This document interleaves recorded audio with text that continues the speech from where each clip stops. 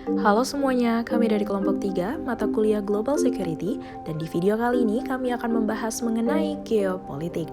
Namun sebelum ke video pembahasan, izinkan saya untuk memperkenalkan anggota dari kelompok 3, terdiri dari Anissa Chandra, Bintang Widya, Anissa Dewantari, Diana Amelia, Roshida Liviana, Hera Amalia, Reza Pahlevi, Kevin Costner, Izul Haq, dan Muhammad Akbar Adi.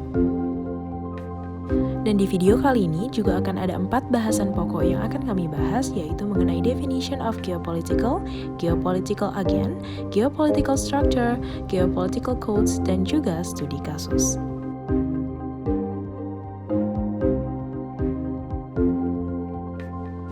Beberapa definisi geopolitik yang dinyatakan oleh para ahli. Yang pertama, datang dari Rudolf Kjellén yang menyatakan bahwa geopolitik merupakan teori yang mengilustrasikan negara sebagai organisme atau fenomena geografis dalam suatu ruang. Definisi kedua yaitu hadir dari Karl Haushofer yang menyatakan bahwa geopolitik adalah suatu ilmu baru dalam kehidupan kenegaraan ataupun suatu doktrin yang menyangkut tentang ruang determinisme pada rangkaian proses politik yang didasarkan kepada faktor wilayah, khususnya geografi politik. Selanjutnya, menurut Richard Hurston, menyatakan bahwa geopolitik sesungguhnya adalah cabang dalam ilmu geografi yang digunakan untuk tujuan terbatas dan umumnya keberadaannya di luar konteks penelusuran terhadap pengetahuan. Geoffrey Parker juga menyatakan bahwa geopolitik adalah suatu studi dalam kajian hubungan internasional yang didasarkan dengan kacamata geografis. Definisi geopolitik yang selanjutnya yaitu menurut Statesman and Scholars yang mengartikan geopolitik sebagai sebuah roda atau wahana yang dipakai untuk menyatukan faktor geografi hingga politik internasional sehingga bisa membantu dalam mendefinisikan pengertian dari geopolitik itu sendiri dan bukan dipandang juga sebagai aliran pemikiran, namun lebih menerapkan teknik penguraian yang telah dimiliki untuk menghubungkan terhadap keragaman dan muatannya dan skala pengaturan geografisnya sehingga bisa menggerakkan roda kekuasaan politik hingga lain sebagainya.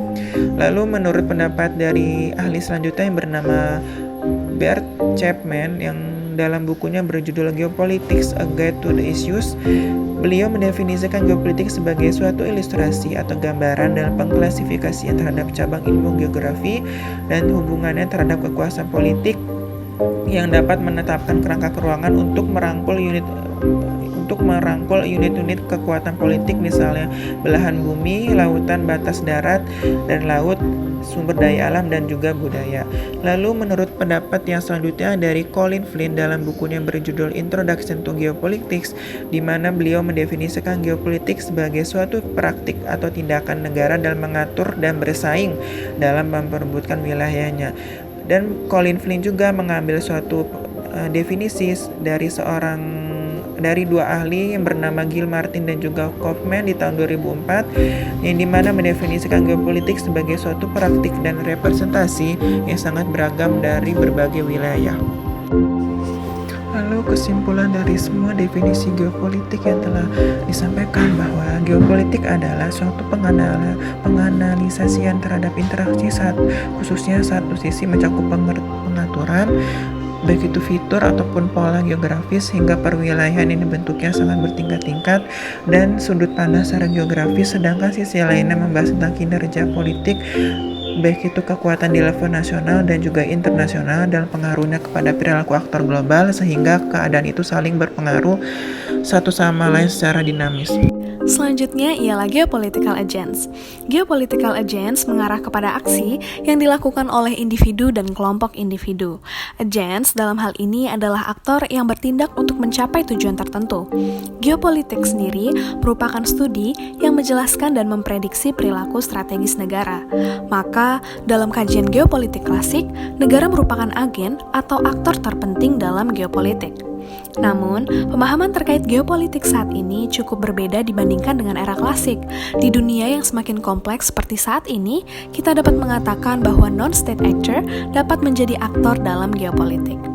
Saat ini, geopolitical agent dapat mencakup individu, rumah tangga, kelompok protes, negara, perusahaan, lembaga swadaya masyarakat, partai politik, kelompok pemberontak, dan buruh terorganisir. Para agen dalam geopolitik tidak dapat terpisah satu sama lain dan tetap saling terjalin, seperti seorang individu yang juga merupakan anggota dari sebuah rumah tangga, warga negara dari sebuah negara tertentu, dan mungkin juga berafiliasi dengan sejumlah organisasi politik serta dipekerjakan dalam sebuah perusahaan. Dengan demikian, tidak hanya individu yang melakukan sejumlah kegiatan geopolitik, agen dalam geopolitik tersebut dapat saling bersaing. Agen geopolitik bekerja untuk mencapai tujuan mereka, tetapi sebagian dari peluang keberhasilan dan bentuk strategi yang ada bergantung pada konteks tertentu. Mereka tidak memiliki kebebasan untuk memilih, tetapi mereka tetap memiliki pilihan. Mereka juga tidak bertindak dalam ruang hampa geopolitik. Para agen ini membuat perhitungan berdasarkan kegiatan agen lainnya. Agen geopolitik dapat dianggap sebagai skala geografis. Selain itu, pola skala yang ada bersarang yang memungkinkan kita untuk menganggap agen geopolitik dari agen lain dan bertindak di bawah atau di dalam agen geopolitik yang lebih banyak lagi. Geopolitical structure. Struktur adalah seperangkat aturan dan norma yang sebagian menentukan apa yang bisa dan tidak bisa, boleh dan tidak boleh dilakukan. Dalam pengertian geopolitik, struktur adalah suatu bentuk ekspresi kekuasaan. Dikatakan demikian karena struktur mendefinisikan apa yang diizinkan dan apa yang diharapkan. Kita dapat memperkenalkan model geopolitik kontemporer untuk mendefinisikan struktur geopolitik global. Model tersebut adalah model geopolitik oleh George Modelsky, yang membahas siklus kepemimpinan dunia dan menyediakan struktur di mana tindakan negara dan aktor politik lainnya dapat ditafsirkan. Model geopolitik ini adalah model historis yang menafsirkan banyak data historis dalam kerangka yang disederhanakan. Dengan kata lain, ini adalah model deskriptif.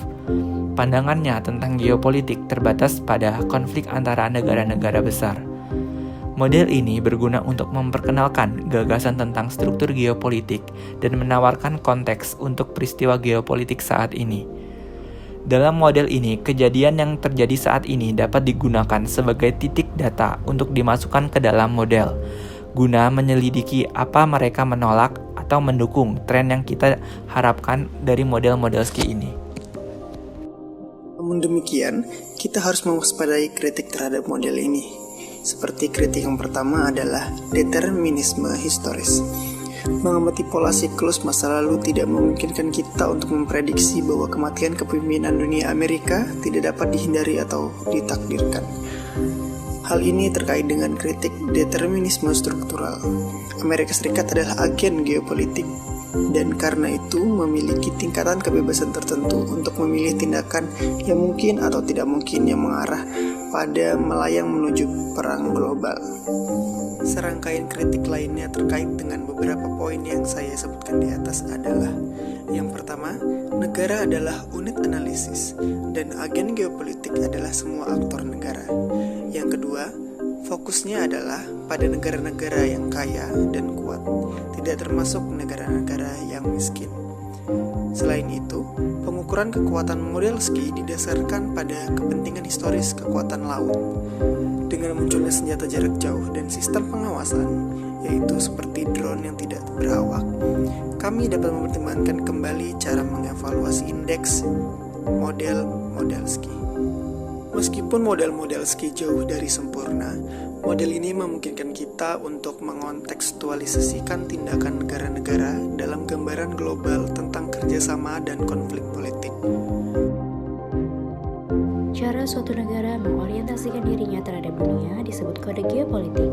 Setiap negara di dunia mendefinisikan kode geopolitiknya yang terdiri dari 5 perhitungan utama, yaitu siapa sekutu negara saat ini dan negara mana yang lebih potensial, siapa musuh saat ini dan negara mana yang cenderung berpotensi menjadi musuh, bagaimana negara bisa mempertahankan sekutunya dan memelihara sekutu yang potensial tersebut, bagaimana negara bisa melawan musuhnya saat ini dan juga ancaman yang muncul, serta bagaimana negara membenarkan 4 perhitungan di atas kepada publik dan kepada komunitas global.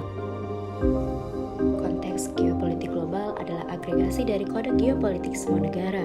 Dalam hal ini, terdapat model Modelsky yang menjelaskan bahwa selama fase kepemimpinan dunia, agenda geopolitik negara lain akan sangat dipengaruhi oleh pemimpin dunia. Memahami konsep kode geopolitik memungkinkan analisis berbagai agenda yang dihadapi negara dan keragaman pilihan policy yang yang tersedia untuk mengatasinya. Selain itu, kode geopolitik diperebutkan di dalam negara karena kepentingan politik yang berbeda di dalam suatu negara mencari kebijakan yang berbeda pula. Agen geopolitik tidak memiliki kebebasan penuh dalam mendefinisikan kode mereka. Dinamisme kode geopolitik adalah hasil dari interaksi politik domestik dan konteks global yang berubah. Studi case yang kami bawakan adalah terkait dengan kasus ambalat antara negara Indonesia dan juga Malaysia. Masalah ini mulai muncul ketika pemerintah Malaysia, tepatnya melalui perusahaan nasionalnya, yaitu Petronas, memberikan konsensi minyak pada perusahaan Shell. Namun masalahnya bukan di situ. Masalahnya terletak pada pemerintah Malaysia yang memberikan konsensi tersebut di daerah cadangan minyak yang terletak di Laut Sulawesi. Karena hal ini, tentu saja pemerintah Indonesia mengajukan protes.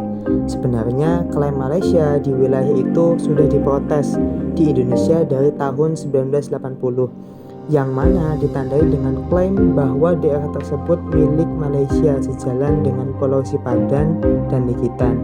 Malaysia sendiri beranggapan bahwa karena Sipadan dan Likitan adalah bagian dari wilayahnya, maka daerah tersebut juga milik mereka. Oleh karena itu, tentu saja Indonesia yang merasa dirugikan oleh klaim negara Malaysia tersebut. Dampak dari kejadian ini, khususnya di Indonesia, memancing reaksi keras dari berbagai kalangan masyarakat. Perasaan sentimen anti-Malaysia dengan slogan "Kenyayang Malaysia" mulai hadir di kalangan masyarakat.